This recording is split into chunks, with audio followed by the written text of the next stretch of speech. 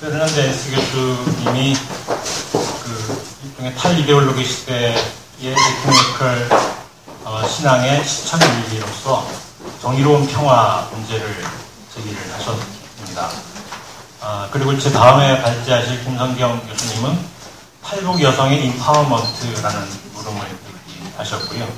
또 저에 대해서 이제 논평하신 가야마 신부님은 이따 들으시면 아시겠지만 이인이라는 개념을 제시하셨어요. 그러니까 이인은 달을 읽자 사람 읽자로 이인인데 일본에서 쓰이는 용어인 것 같습니다. 영어로는 The Stranger인데요.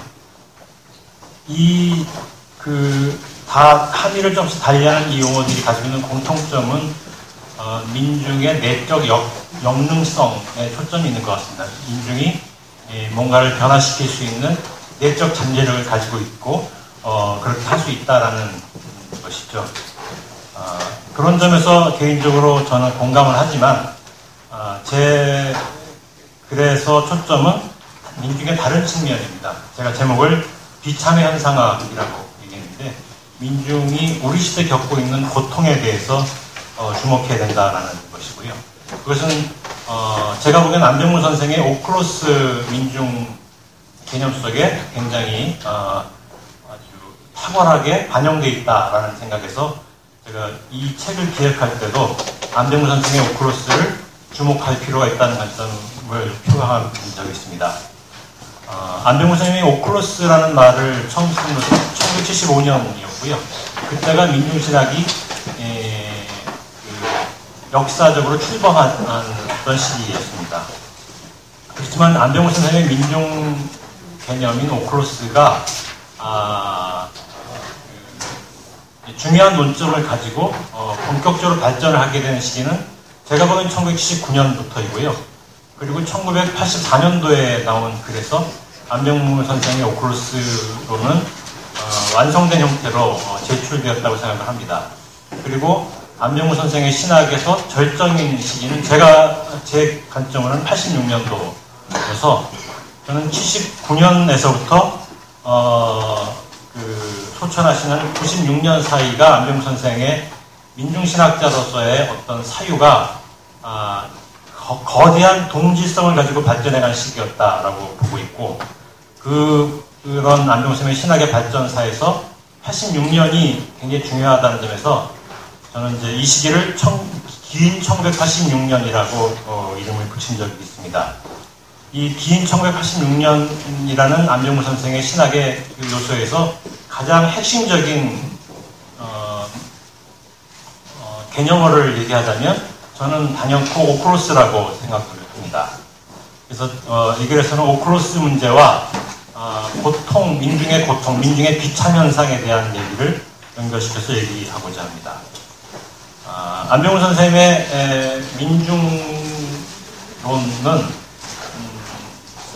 두 가지 서로 얽히기 쉽지 않은 두 가지 요소가 서로 얽힌 채로 다루어져 왔는데요. 그걸 이제 제가 임의로 분류해보면 민족적 민중이라는 차원하고 오클로스적 민중이라는 차원이 있는 것 같습니다. 근데 이제 이 두 가지가 민중론으로서 갈려지는 어떤 주된 요소는 좀 어려운 표현인데요. 귀속성이라는 것이 어트리뷰션이라는 영어인데요. 속해 있는 것이라는 의미죠. 그러니까 이제 오클로스로는 속해 있지 못한 사람을 지칭할 때 쓰이는 용어입니다. 예컨대 노동 현장에서 퇴출당한 사람들, 또 자본주의 경제 질서에서 퇴출당한 사람들, 가족의 질서에서 퇴출당한 사람들, 건강함의 질서에서 퇴출당한 사람들, 성별 이분법의 체계에서 퇴출당한 사람들, 이런 것들이 안병무 선생의 오클로스를 묻는 중요한 요소인 것 같습니다.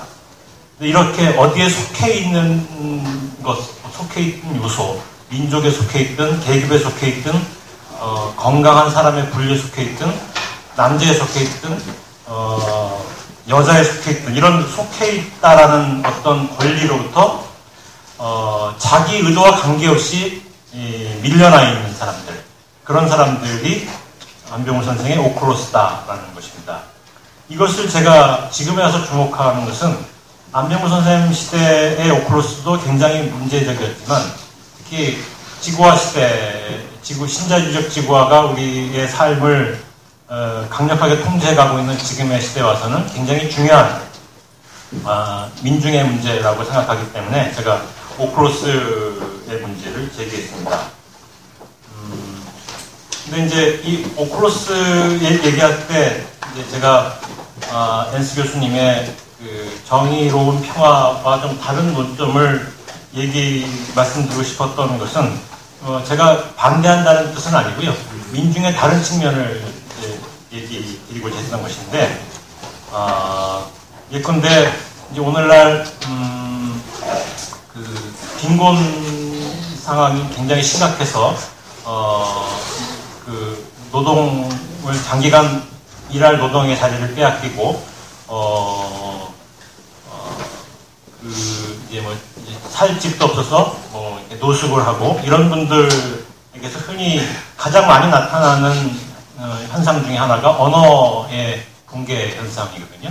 그러니까 말을 버벅거리고 횡설수설하고 이런 이제 현상들인데 그런 분들이 제가 실제로 한 노숙자를 만나 인터뷰할 때 내가 놀랐던 것은 이제 그분이 가정폭력의 가해자예요. 아주 심한.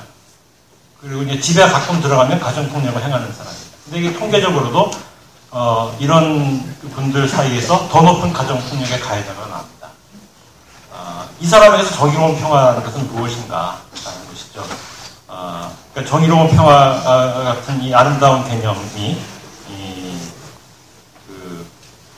앙상해지는 부분이 있다는 것입니다. 그것이 이제 우리가 경험하는 민중 현실이다라는 거죠. 제가 비참의 현상학이라고 지적하고 싶었었던 논점이 바로 그 점입니다.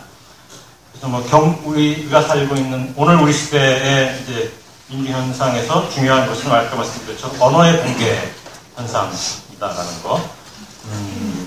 근데 이제 마가복음 5장에 보면 거라사 광인 얘기가 나오는데요. 거라사 광인은 아주 이런 것을 잘 보여주는 분인데요. 이분은 무덤 사이를 뛰어다니면서 자해를 하고 괴성을 지르는 사람입니다. 사람이 들을 수 없는 소리이고 사람이 이해할 수 없는 행동을 하는 사람인 것이죠.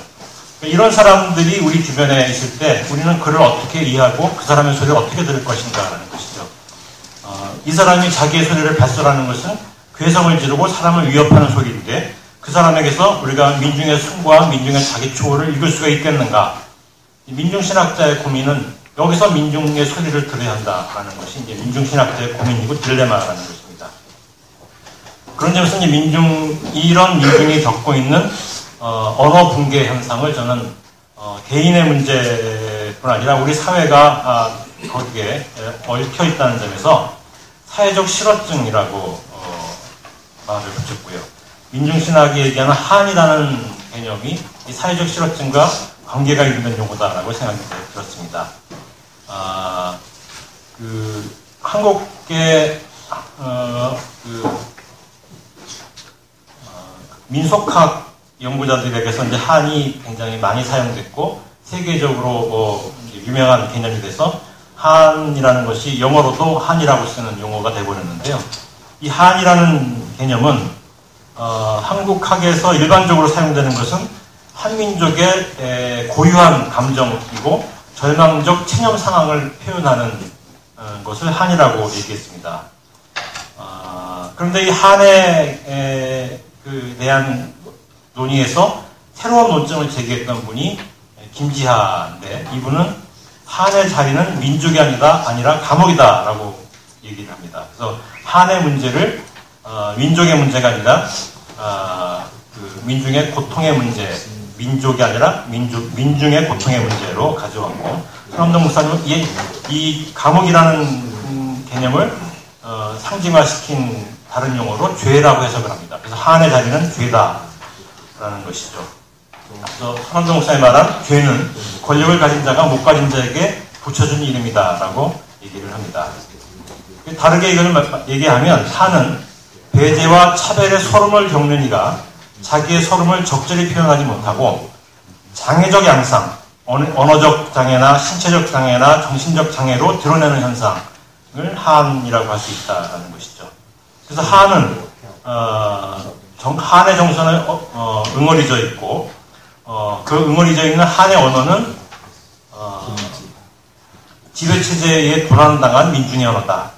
그래서 불쑥불쑥 내던지는 괴성과 자해로 표현되는 혹은 타인을 가해하는 행위로 표현되는 이런 언어들을 민중신학자는 어떻게 읽을 것인가 라는 것이 민중신학의 과제라고 생각이 듭니다. 제가 이제 그런 맥락에서 이 글에서는 남정훈 선생님 시대의 민중의 비참의 현상, 또 80년대 민주화와 소비사회화 시대의 민중의 한의 현상에 대한 얘기를 했고, 또 더 주목할 것은 이제 지구화 시대의 이제 민중의 한에 대한 얘기를 했는데요. 이 지구화 시대 민중의 한의 문제에서 지구화 시대를 특징 있는 두 개의 지구화 시대 민중을 특징 있는 두 개의 용어를 들자면 저는 유민 현상과 난민 현상이라고 합니다. 이를테면 국경을 가로질러서 떠돌아다니는 이민자들, 노동 이민자들이나 결혼 이민자들이 그런 대표적인 예이죠. 그 다음에 직장에서 해직돼서 해직자, 장기 해직자에 대열해서 거리를 배회하는 사람들도 일종의 난민이죠. 그 다음에 또 이 신용불량자 같은 이들도 난민 현상으로 설명할 수가 있습니다. 자본이 퇴출한 사람들의 이야기죠. 그 다음에 또 지구화 시대 특징적으로 나타나는 것이 집을 떠난 사람들의 얘기가 굉장히 많습니다. 가출 청소년 문제는 굉장히 심각하죠. 그 다음에 노숙자 문제도 우리 사회에서 굉장히 중요한 문제로 등장하고 있습니다.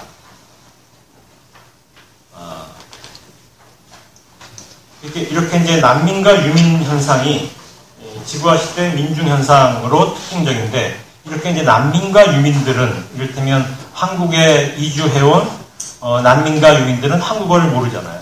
한국 사회에서 적응하는데 굉장히 어려운 상황에 있습니다. 언어 장애죠. 이주자도 언어 장애에 있습니다. 그래서 실제로 이주민을 장애인 교육이라는 관점에서 교육을 하게 되는 것이죠. 그리고 또 많은 장기 노숙자들이 정신적으로 황폐해지고 신용불량자들도 자기 회생을 스스로 하기 어려운 상황으로 전락하는 경우가 굉장히 많다라는 사실. 이런 것들이 이제 민중의 자기 파괴 현상이라고 설명할 수 있을 것 같습니다. 그들은 민중의 자기 파괴 현상은 오늘날 지구화 시대에 오면 급속도로 악화되고 있고, 많은 사람들은 자기의 이런 상황을 적절하게 묘사하지 못하고 횡설수설하고 중언부언한다는 것입니다.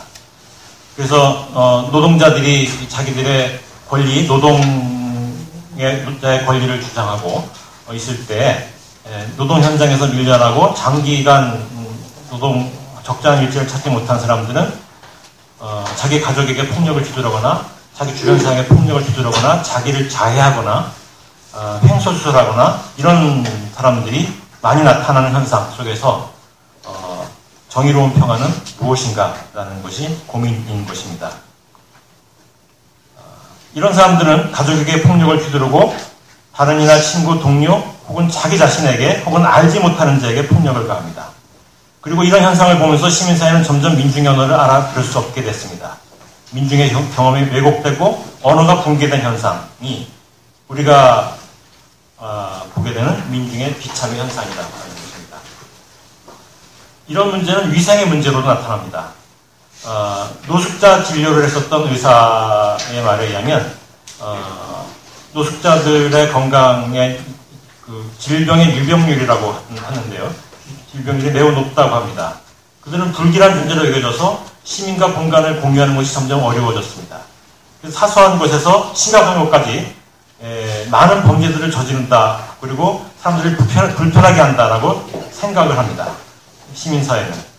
이러한 직간접적인 경험들은 시민사회 내에서 오늘의 오클로스적 존재가 자기 지역의 부가가치를 낮추는 일이 된다라는 생각, 그런 집합적 감각으로 인해서 그들은 혐오스러운 사람이 되고 그들의 공간은 혐오스러운 공간이고 그들은 그런 혐오스러운 공간에서 살아야 한다는 것이죠. 예수님 시대에 질병 걸린 사람들의 공간처럼 말이죠. 그런 것은 동시에 사회적 편견으로 이어지고 그런 사회적 편견을 체감한 오클로스는 스스로에 대해서 스스로를 편견의 시선으로 보게 된다라는 것입니다. 그래서 지구화 시대는 이러한 방식으로 배제가 작동된다라는 것입니다. 이렇게 작동되는 배제는 과거의 경제적 배제나 정치적 배제라는 의미를 넘어서 사회적 배제라는 용어로 사용됩니다. 1980년대 초에 프랑스의 미테랑 정부가 강도 높은 복지 정책을 시행하면서 경험하게 된 것은 경제적 배제와 정치적 배제를 상당히 많이 해소하려고 노력했는데 사회적 배제가 심각한 현상으로 드러나고 있다는 것을 목도하면서 그것을 사회적 배제라고 말을 했습니다. 그래서 사회적 배제라는 용어가 널리 사용되게 되는데 이런 사회적 배제 현상이 민중 현실의 양상으로 드러나고 있다는 것입니다. 그래서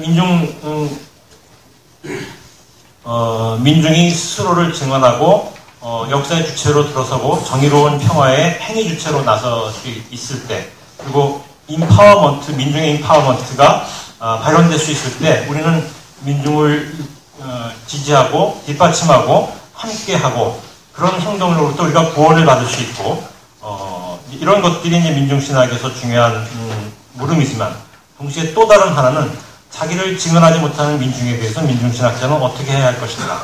그것은 민중의 언어는 우리가 읽기 어려울 만큼 황폐해졌을 때 우리는 민중의 언어를 어떻게 이해할 것인가. 사람들이 그런 이해하지 못하는 언어를 통해서 편견을 쌓아가고 있을 때 민중신학자는 무엇을 말해야 하는가. 이런 것들이 이제 제가 안병무 선생의 오클로스 민중론 속에 들어있는 문제제기로 읽었고요. 그것은 지구화 시대 민중 문제도 있는데 매우 중요한 논점이라고 생각이 들었습니다. 그래서 저는 그 안병무 선생의 신학을 오늘 우리 시대에 한국뿐 아니라 전 세계의 신학자들과 사상가들이 주목할 필요가 있다고 생각했고 그런 점에서 이런 민중의 문제를 가지고 함께 토론해보자라는 취지에서 이 책을 기획을 했고 이 책의 필자들을 섭외해서 책을 구성했던 것입니다.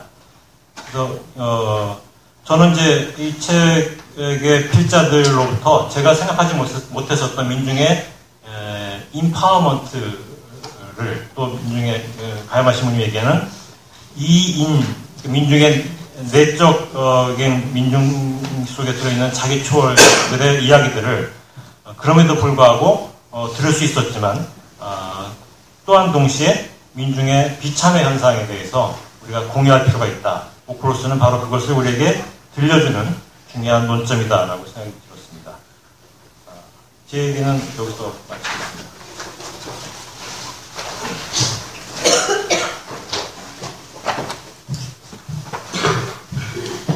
예, 무려 5분이나 시간을 절약해 주셨습니다. 감사합니다.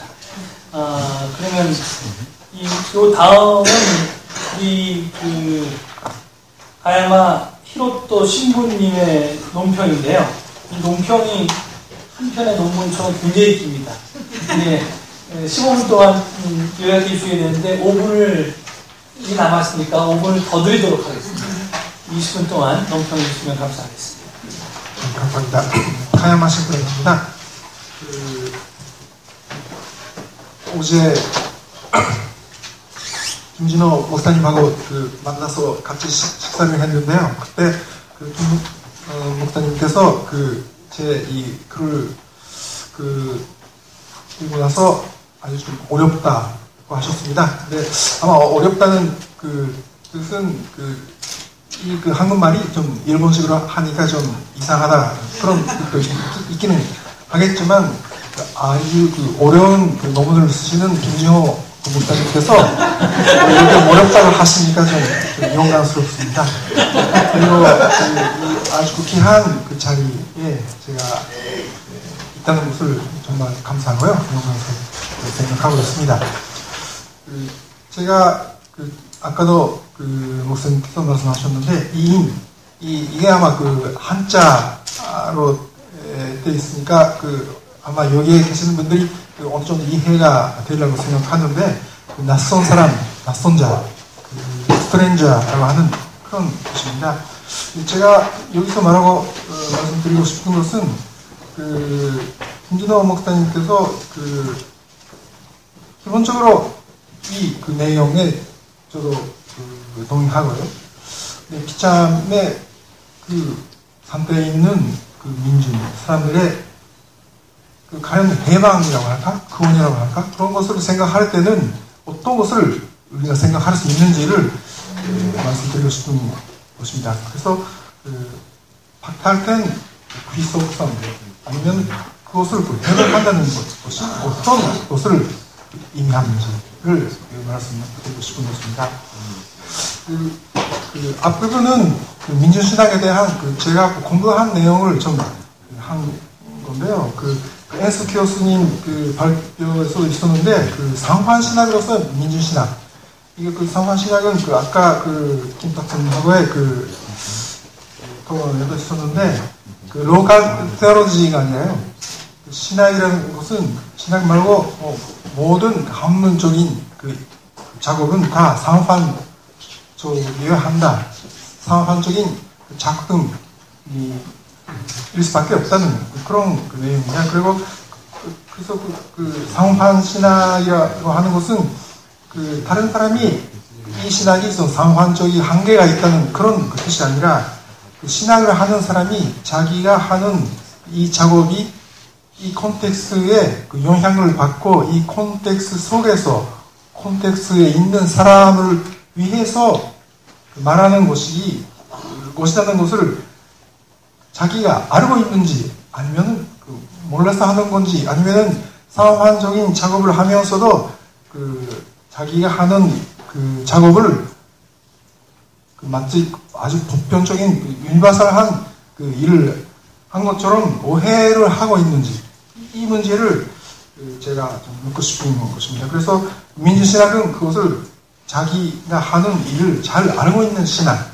그런 뜻으로 상환신학이라고 제가 말씀드리고 싶은 것입니다. 그리고 민주신학은 전체신학이고요. 전체신학은 전체에 대한 신학이 아니라 메트라고 한 사람이 말했듯이 비판적인 시각을 갖고 있다. 사회에 대한 전체에 대한 비판뿐만 아니라 교회 그리고 그리스도교 이거 모든 종교에 대해서도 비판적인 책임을 가진 신학이다. 그런 것입니다. 그리고 지금 여기의 신학, 지금 여기 희하느나라고 하는 제목은 여러분이 아시는 건데요. 지금 여기의 신학은 과거에 무슨 제목을 가지고 하는 게 아니라 70년대에 어떤 민중의 사건 그런 것을 가지고 하는 게 아니라 지금 여기에 있는 내 앞에 있는 현장, 비참의 현장이라든지 그런 것을 솔직하게 성실하게 보고 책임 있게 말할 수 있는 것이 민주신학이다. 그런 것입니다. 그리고 다원주의적 해방신학 그런 것도 미국이나 유럽 사회도 지금은 아주 다원주의적인 다른 종교들이 많이 있는 사회가 됐는데 특히 아시아는 전통적으로 역사 있는 아주 많은 종교들이 있는 그런 사회에서 특히 종교적이 아닌 사람을 위해서도 해야 하는 말 이것이 다원주의라는 가지고 제가 말씀드리고 싶은 내용입니다. 그래서 다원주의는 종교적인 다원주의가 아니라 종교를 가지지 않는 아니면 종교를 부정하는 사람을 포함한 아주 다양한 그런 사람들하고 같이 할 수 있는 그런 언설이 될 수 있는지를 묻는 겁니다.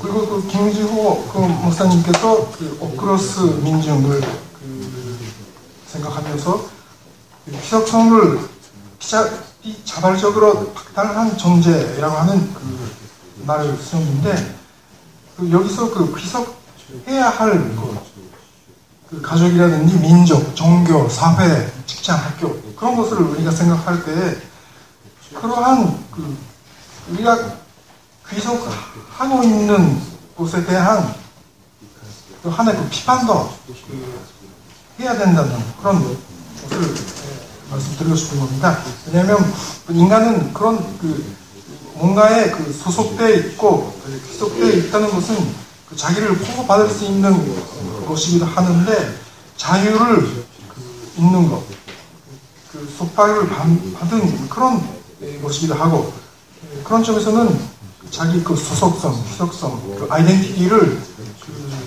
쉽게 말할 수는 없다는 것입니다. 그래서 귀속성이 박탈된다는 것은 소외의 형태를 말하고 있는데 물론 소외의 형태를 우리가 문제점으로서 생각해야 되는데 그 상태를 오히려 거꾸로 자율적인 자기 선택으로 해석할 수 있으면 그것이 배제가 아니라 자유가 될 수 있는 거 아닌가 라고 하는 것을 말씀드리고 싶은 것입니다. 토니 브레아가 영국에서 사회 구조를 자기 나름대로 바꾸려고 했는데 그때 안토니 기덴스라고 하는 사회학자가 이론적인 바탕을 만들었다고 합니다. 안토니 기덴스가 인클루전하고 엑스클루시브 두 개념을 가지고 사회를 인클루시브한 사회로 만들어야 된다. 그렇게 했을 때 인클루시브한 사회를 만들 때 여기에 있는 사람들을 강제적으로 인클루시브 한다는 보석한다는 것이 문제가 있다는 그런 지적이 있습니다. 특히 어떤 일본 학자가 하는 비판인데요. 사회복지의 현장에서는 소위 말하는 민중들이 그러한 생활을 하면 안 되니까 아주 안정한 이쪽으로 와야 된다는 그런 식으로 나쁜 뜻이 아니지만 인클루전 한다는 그런 작업을 많이 전적으로 했다고 하는데 그 결과가 어떻게 됐냐면 이 인클루시브한 사회 속에 있는 계급 문제라든지 인클루시브한 사회 속에 있는 자별 그런 것에 대한 비판이 아주 어렵게 됐다는 것입니다. 그리고 이 포섭을 열심히 했는데 이 포섭에 따라가지 않는 사람들이 완전히 사회 적이 같은 그런 악한 존재가 되어버렸다. 그런 지적이 있었습니다. 그래서 포섭이라고 하는 것은 자율적인 자기가 원해서 하는 게 아니라 뭔가 권위 있는 힘이 있는 정부라든지 경찰 그런 사람이 강제적으로 하는 포섭 자기가 생각하고 있는 사회를 좋은 것이라고 생각한 다음에 이쪽으로 온 것이 모든 사람의 행복이다. 그런 식으로 하는 포섭에 문제가 있다. 그런 것을 제가 말씀드리고 싶은 것입니다. 일본에 있어서도 같은 상황이 있는데요. 여러분들이 잘 아시다시피 제일 한국인들에 대한 아주 심한 공격이 우리들이 하고 있는데 그 사람들은 이 제일 한국인 외국인에 대한 공격을 시작한 그 시기가 외국인 인구가 아주 높아지고 그리고 실업률이 아주 심해지고 그리고 그러한 사회적인 이슈가 있는데 정부가 그것을 해결하지 못하는 그런 상황에서 자기들이 받고 있는 뭔가 아주 불안감을 다른 사람에게 공격으로 주는 그런 상황이 이 문제의 하나의 배경이라고 봅니다. 그래서 그때는 일본 소위 말하는 적자 사회가 아주 심해지고 넷카페 난민 그리고 비정규 노동자 그리고 워킹 푸어라고 하는 말도 점점 시작하고 그러한 사회적인 불안 속에서 특히 그 사회에 포섭되지 않는 외국인 아니면 그 제 한국인 같은 역사를 가진 사람들을 공격하는 그런 사건들이 많이 일어났습니다. 그런 그 마이너리티를 마조리티로 만든다는 이 그 포섭의 그 개념을 우리가 비판을 해야 된다는 그런 뜻으로 그 아까 그 나왔던 그 고라사의 강인의 문제를 제가 조금 해석해보았습니다. 이 그 마가복음에 있는 그 고라사의 강인, 귀신 들린 사람, 그 사람은 그 귀신 들린다고 하는데 그 대지존의 어떤 사람으로 살아가는가?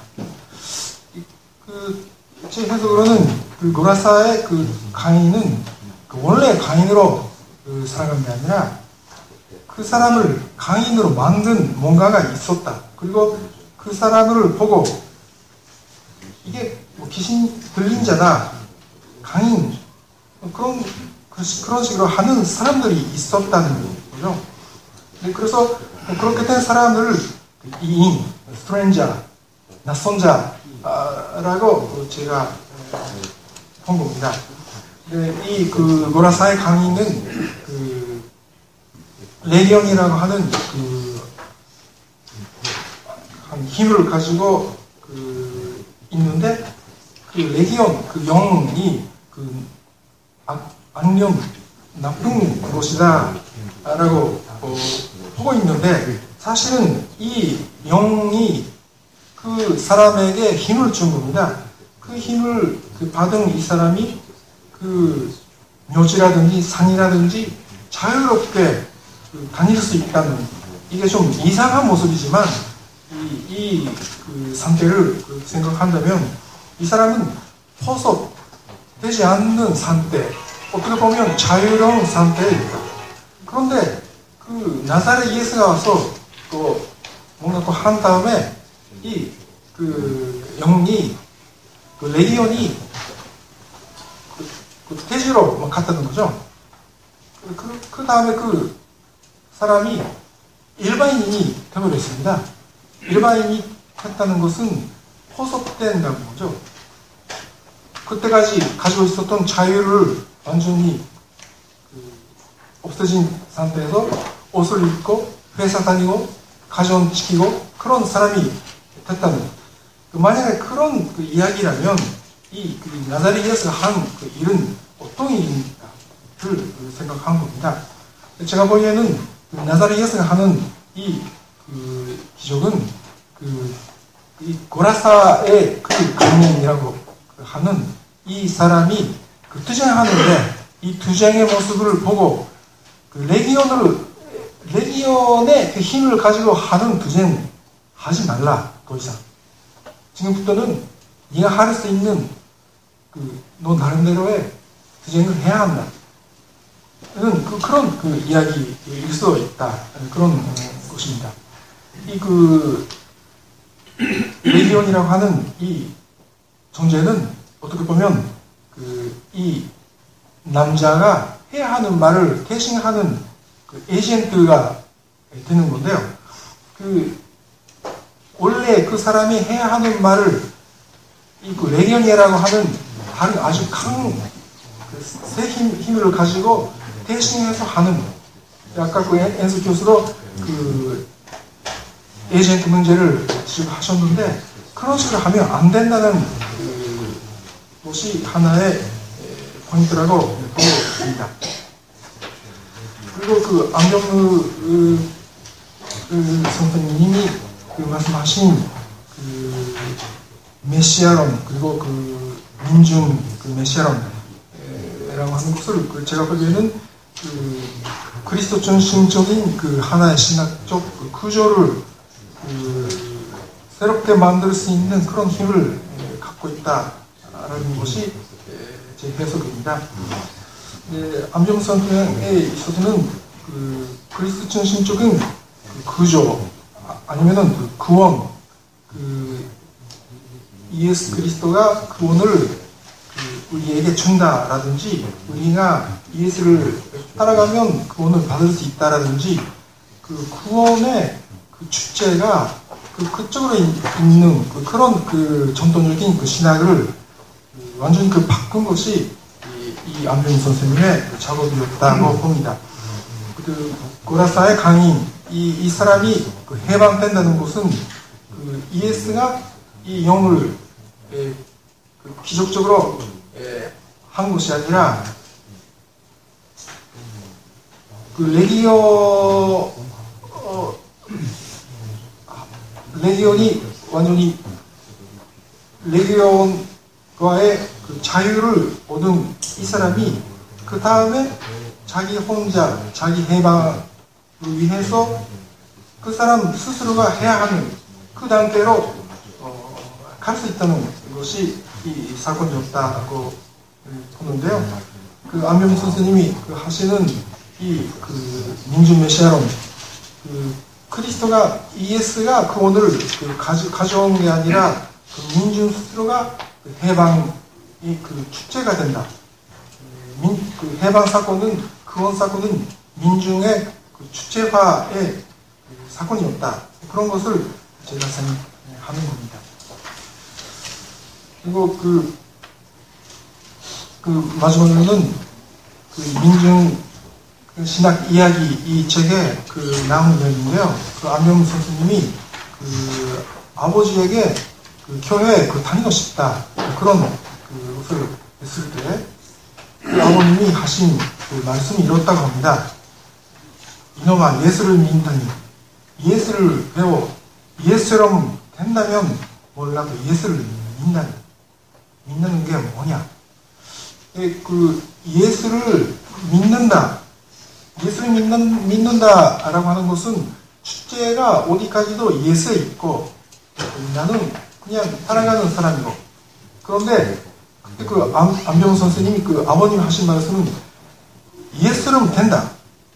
예수처럼 된다는 것이 실은 복음서가 말하고 있는 진짜 예수를 따라간다는 아니면 우리가 해야 하는 일이 아닌가 생각합니다.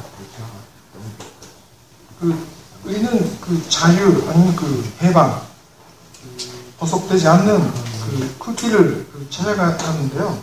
그것을 생각할 때 누군가 우리를 도와주는 구조를 생각하는 게 아니라 우리가 자유롭게 할 수 있다는 사실을 나사렛 예수를 보고 우리가 확실히